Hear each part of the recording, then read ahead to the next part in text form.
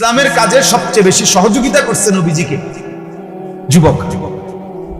হযরত আনাস ইবনে মালিক রাদিয়াল্লাহু তাআলা আনহু বলেন, কুন্না নাগজু মা রাসূলিল্লাহ সাল্লাল্লাহু আলাইহি ওয়াসাল্লাম ওয়া নাহনু শাবাব।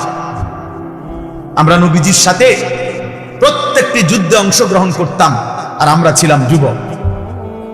তিনি বলেন, তাহলে এই জন্য ভাইয়া মুসলমানের এই নওজোয়ান শ্রেণী যাদের বয়স 14, 16, 18, 20, 22, 25, বাবাদেরকেও বলি বাস্তবিক অর্থে তাদের দ্বারা আরো অনেক কাজ হতো, ইসলামের অনেক খেদমত হইতো, দ্বীনের অনেক কাজ ওরা করতে পারত। যুবকের কোনো রাত হয় না, যুবকের কোনো দিন হয় না। কোন নওজোয়ান 18-20 বছর বয়সে তার আবার রাত কি দিন? সে মন চাইলে ঘুমায়, আর যদি মন না চায় সারা রাতও জাগতে পারে। এতে তেমন কোনো অসুবিধা হয়। 24 ঘন্টা লাগাতার মেহনতও যদি করে, যুবক তো যুবক, সে আবার দুর্বল হবে। সে যুবক। এই জায়েদ, এই যে কিশোর সাহাবী হযরত ওমর আবু বকর রাদিয়াল্লাহু তাআলা আনহু বলছিলেন যে জায়েদ, তুমি পুরা কোরআন সংকলন করবা, পুরাটা কোরআন, সমস্ত সাহাবীদের থেকে টুকরা টুকরা কোরআনের যত লিখিত কপি আছে এগুলা সব একত্র করবা। এরপরে পরীক্ষা নিরীক্ষা করে যাচাই বাছাই করে পুরা কোরআন একসাথ করবা। তুমি পারবা কিনা? তখন হযরত জায়েদ ইবনে সাবিতের বয়স মাত্র 16 বছর। উনি বলছেন, আপনি বললে আমি একটা পাহাড়কে কাইটা আরেক জায়গায় স্তূপ দিতে পারবো। পারতাম না মানে? নওজোয়ানের আবার রাত কি দিন? এজন্য যুবকের কোনো রাত নাই, দিন। সে চাইলে সারাক্ষণও মেহনত করতে পারে, সে চাইলে সারাদিনও দিন যাইতে পারে। ইচ্ছা করছে শুয়ে রয়েছে, পড়ে না। ইসলাম এটা বলে নাই। ঘর দুয়ারের ফিকির করতেই হবে, মূল ফিকির এটা ছিল না। দায়িত্ব মূলত এটা নয়, ওটা এমনি মিলে যাবে। দুনিয়া যাকে যেটুক আল্লাহ দেওয়ার, এগুলো আল্লাহ তাআলা এমনিতেই দেয়, আসলেই এমনিতেই দেয়। আপনি দেখেন, কিন্তু আল্লাহ তাআলা দায়িত্ব দিচ্ছেন, ওয়া'মুর আহলাকা বিস-সালাহ ওয়াসতাবির আলাইহা। আপনি আপনার পরিবারের সদস্যদেরকে নামাজের আদেশ করুন এবং আপনি নিজেও নামাজের উপরে মজবুত থাকুন। লা নাসআলুকা রিজকা, আল্লাহ বলছে তোমাদের কারো কাছ থেকে, বাপ পুত সংসারের কারো কাছে আমি তোমাদেরকে রিজিক দেওয়ার জন্য তোমাদের সহযোগিতা চাই না। নাহনু নারযুকুক, আমি একাই সকলকে রিজিক দেব। বাপ পুত দুইজনের ব্যবস্থাই আমি করতে পারবো, টেনশন করো না। বুড়া বয়সে না খাইয়া মরবেন না, বুড়া বয়সে না খাইয়া মরবেন না, রিজিক শেষ করেই আপনি মরবেন। বুড়া বয়সে যে 3 বেলা খানা খায় এমন লোকের তো মৃত্যু হয় না, ঠিক না? না, হেবড়া মরবো কেন? ওনার তো খানার সমস্যা নেই। বলেন, এমন লোকের মৃত্যু হয়? খাইস নোয়া খেললে শ্রোতা আসছে, এই শ্রোতার বাড়ি হলো নোয়াখালী। কোথাকার শ্রোতা কোথায় আসছে চিন্তা করছে? ও আমাদের মহব্বতের ভাই, ওই যে আব্দুর রহিম। আমার অনেক গুরুত্বপূর্ণ সফর, আমি আগামীকালকে বরগুনা বরিশাল যাব 3-4 দিনের জন্য। কিন্তু শুধু এই আব্দুর রহিম এই মাহফিলের জন্য আজকে যাওয়ার, গতকাল যাওয়ার কথা, এই মাহফিলটার জন্য আমি পিছাইছি আমার এই সফর। ও আমার শায়েখ আল্লামা মুফতি মুশতাকুল নবী কাসিম হযরতকে ভীষণ মহব্বত করে, হযরতও তাকে মহব্বত করে। এই উদ্দেশ্যেই আমাদের আশা, আল্লাহ তাআলা আপনাদেরকেও কবুল করেন। তো ভাইয়া বললাম, এটা জরুরি বুঝা। আল্লাহ তাআলা বলছেন, বান্দা আমি রিজিকের ফিকির করব, তুমি নামাজের ফিকির করো। তোমারে আমি দায়িত্ব দিলাম যে তুমি তোমার পরিবারের সদস্যদেরকে নামাজের আদেশ করো। আর আমরা এর উল্টাটা বলি, জি ফুতেরে যার যা দরকার হুজুর সব করে দিছি, অন যদি নামাজ রোজা না করে, আল্লাহ খোদা না মানে, আমি কি করি? এবারে কয় আল্লাহ এটা নিয়ে বলতে বলছে আপনাকে। তাহলে আল্লাহ বলল কি আমনে কোন, আপনি কি বলেন? লম্বা ঘন্টার পর ঘন্টা বেফিকির, এটা ঠিক না। অফিস সামাই রিজকুকুম ওয়া মা তুআদুন, আল্লাহ বলছে তোমাদের প্রত্যেকের রিজিক আসমানে, আরশে মালিকের হাতে।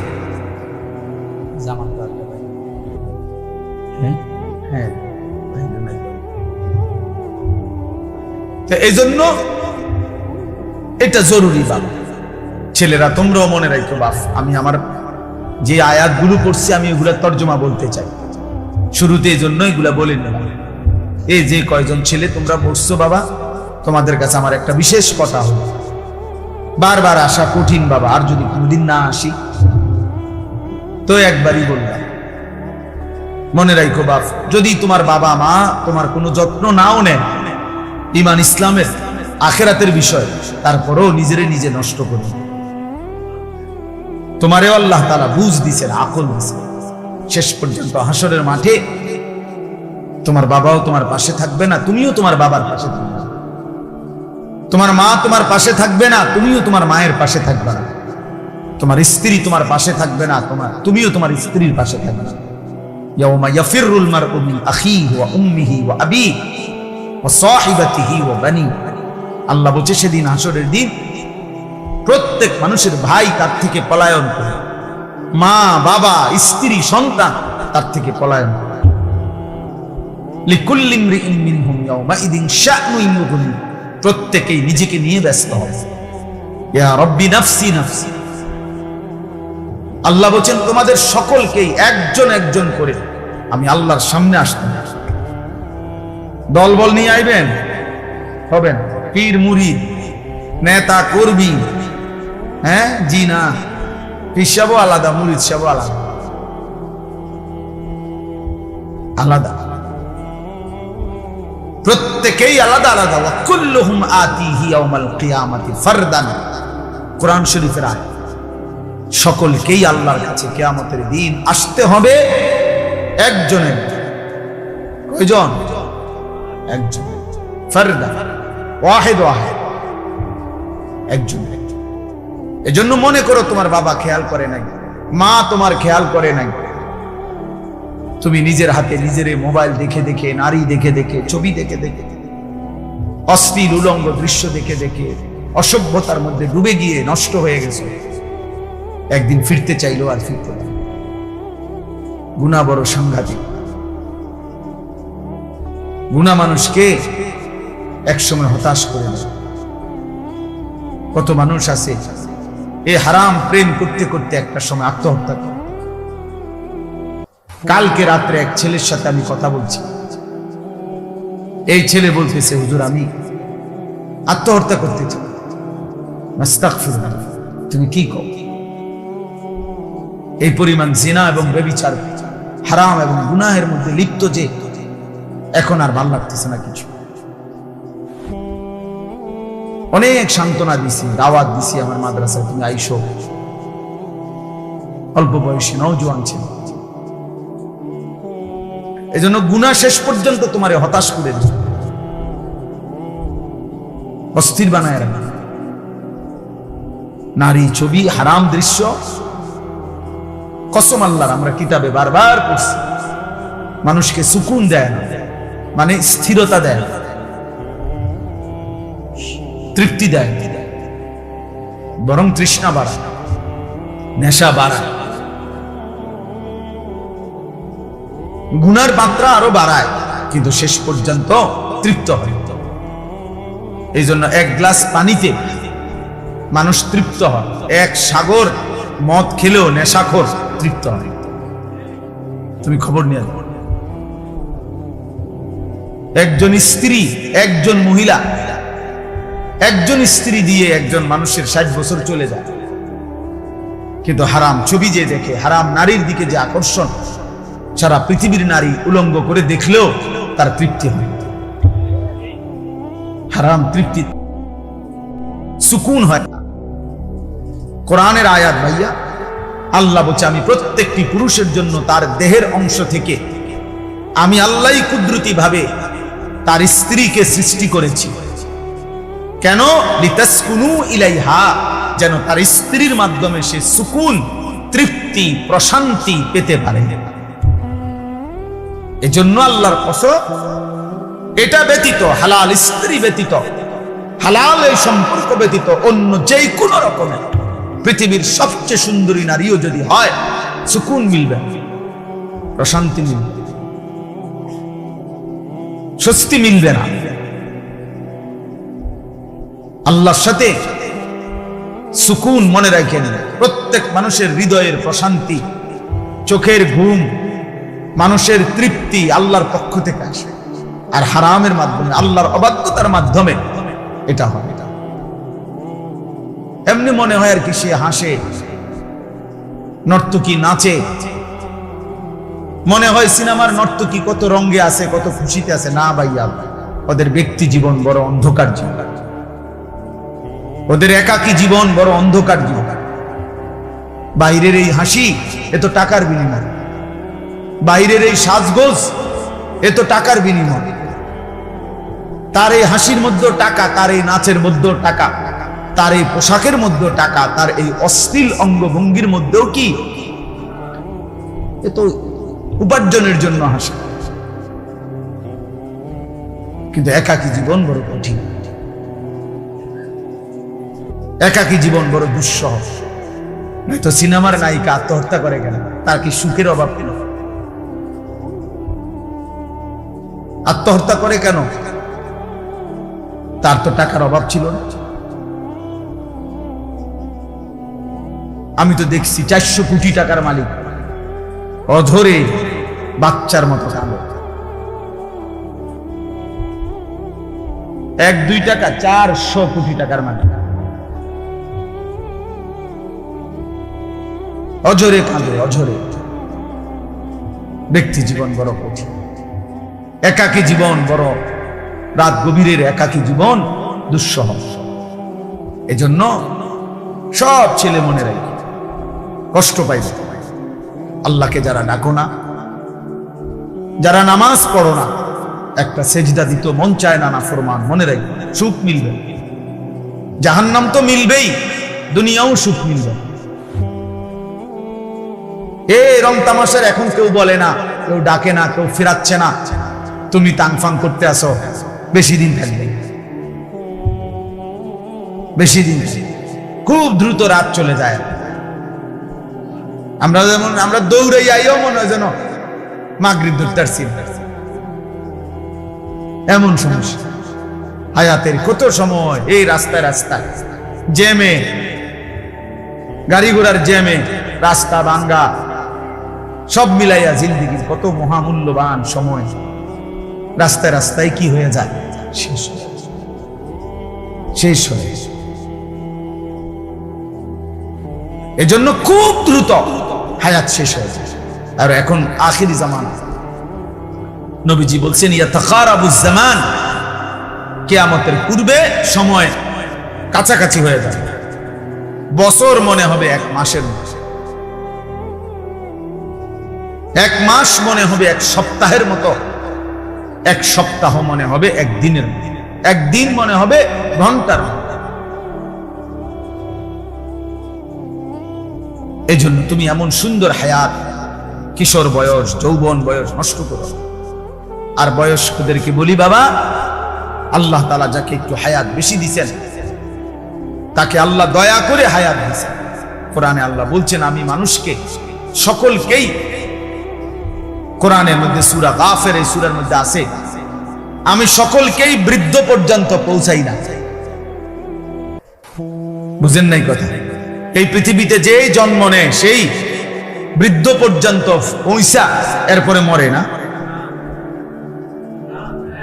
এই কথাটা বলছো। তুমি তোমার দাদারে বুড়া দেখছো, ঠিক আছে, তাই বলে তুমি বৃদ্ধ হবা এটা ভেবো না। তুমি তোমার চাচারে বৃদ্ধ দেখছো, ঠিক আছে, কিন্তু তাই বলে তুমিও বৃদ্ধ হবা এটা ভেবো না। আল্লাহ তাআলা বলছে, আমি সবাইকে বৃদ্ধ পর্যন্ত পৌঁছাই না। আমিনকুম মান ইউতাওয়াফা মিন ক্বাবল, আমি অনেককেই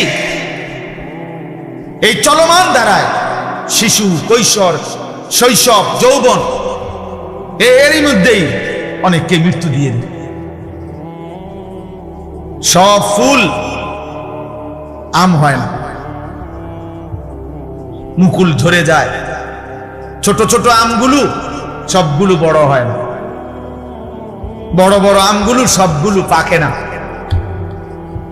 ঝরে যায় বেশি, শেষ পর্যন্ত টিকে থাকে অল্প। কিন্তু প্রথম যে সময় মুকুল বই বাইরই ছিল যে পরিমাণ, ওই পরিমাণ যদি আম একদম পাকতো কি অবস্থা হইত? বুঝেন নাই কথাটা? এটা বুজুর্গানে দিন নসিহত করছেন যে হে যুবক, তুমি ভেবো না তুমি বৃদ্ধ হবে আবার সময় মিলবে না। রাস্তার একটা অ্যাক্সিডেন্ট তোমারে কবরে পৌঁছায়, মোটর সাইকেলের একটা অ্যাক্সিডেন্ট তোমারে ক্ষণিকের মধ্যে কবরে পৌঁছায়। সামান্য থেকে সামান্য কোনো দুর্ঘটনা মালিকের ফয়সালায় তোমারে কবরে পৌঁছায়। এজন্য বেঁচে থাকাই অনিশ্চিত, মরে যাব এটাই নিশ্চিত। হয় এখন নয় কখন, হয় আজ নয় তো কাল, এই ঘন্টায় নয় তো পরের কোন ঘন্টায়। হযরত ওমর রাদিয়াল্লাহু তাআলা আনহু বলতেন, আমরা কিতাবে পড়ছি, উনি বলতেন শোনো, প্রতিদিন ঘোষণা হয় মাতা ফুলান, মাতা ফুলান, আজ অমুকের মৃত্যু হলো, আজ অমুকের মৃত্যু হলো। ওয়ালা বুদ্দা মিন ইয়াউমিন ইউকালু মাতা উমর, শোনো একদিন এমন ঘোষণা হবে যে আজ ওমরের মৃত্যু হলো। এই ঘোষণাও হবে একদিন। এই ঘোষণা যে মুয়াজ্জিন গত 10 বছর মৃত মানুষের ঘোষণা করছে, একদিন তার নামটাও ঘোষণা, একদিন তার নামটাই অন্য কেউ বলবে অমুক মসজিদের মুয়াজ্জিন সাহেব মারা গেছে। যে ইমাম সাহেব গত 30 বছর জানাজা পড়াইছে, একদিন অন্য কেউ ওই ইমাম সাহেবের জানাজাও। আমার আব্বা 43 বছর এক মসজিদে ইমামতি করছে, কত মানুষের জানাজা পড়েছে, তো সেই বাবার জানাজাও হয়েছে। এজন্য খামখেয়ালি করো না বাপ। কেন এই একটা মোবাইল দেখতে দেখতে নষ্ট হয়ে যায় না? কেন অপরিচিত নারী দেখে দেখে নিজের শেষ করে দিই? ওই নারী তো রাস্তার নারী, বেহায়া বেপর্দা নারী। আপনারা যারা আছেন উপার্জন করেন, আপনি কেন হারাম খাচ্ছেন? এই পৃথিবীর কোন হারাম খোরও তো তার পরিবারের সব চাহিদা পূরণ করতে পারে না, আপনি পারবেন না। কেন সুদ খান? কেন কিস্তি নেন?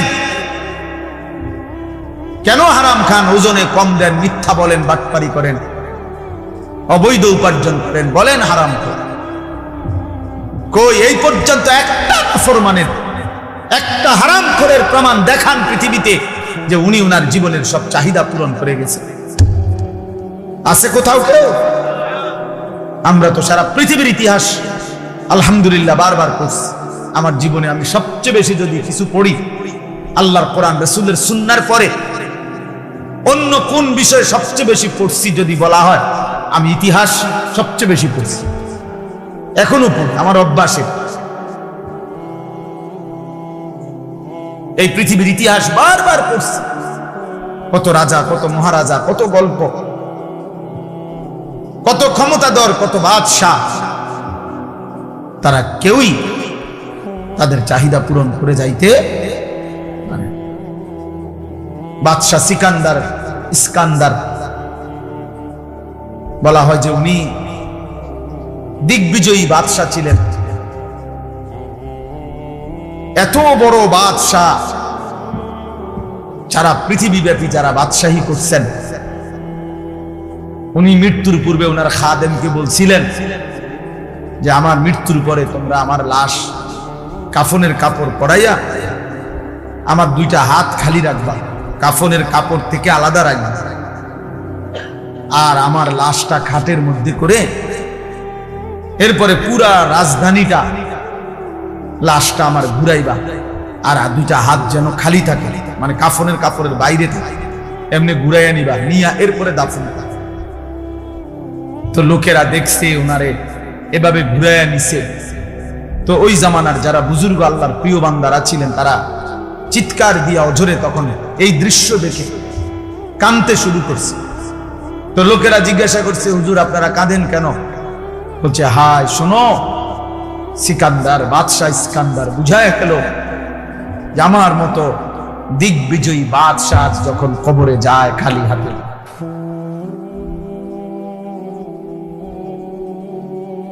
খালি হাতে যাচ্ছে কবরে,